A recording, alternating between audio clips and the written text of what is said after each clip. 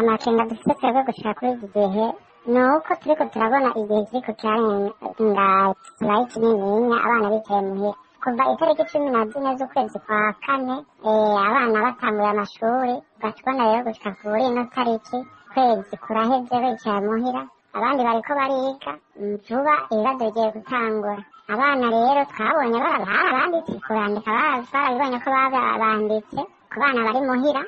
mugabo amakenga dufite ni uko nk'umuvyeyi arereye kuri aya mashuri mushasha ya mbere mushasha ya kabiri abona ko hari ikibazo ku bana bahiga kuva mu wa mbere guca mu wa gatandatu abandi ku yindwi guca muri icenda barashoboye kuvyiga bashoboye kwiga ukuntu baza bariga ariko ikibazo c'abana bato bato ntitubona ukuntu bariko barashiga neza muri iryo yandika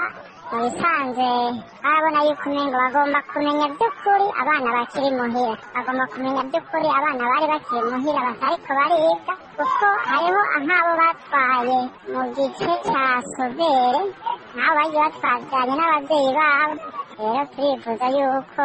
boraba leta yokwikubita agashi nimba yubakiye amahema ibafashe vyoba arivyo vyiza canke bagatuma baraba rero no ku mashuri yatatwawe babashire hamwe n'abandi bigire hamwe tukavuga nko kuri Gatumba ya mbere Gatumba ya gatandatu Gatumba y'indwi Gatumba ya kane ayo n'amashuri naho nyene asanzwe afise ingunga zibiri botuma baraba nimba babongereza bakaca baza barabashira ngaho mugabo shiko ino saha kubona abana bicaye muhira nukuri birababaje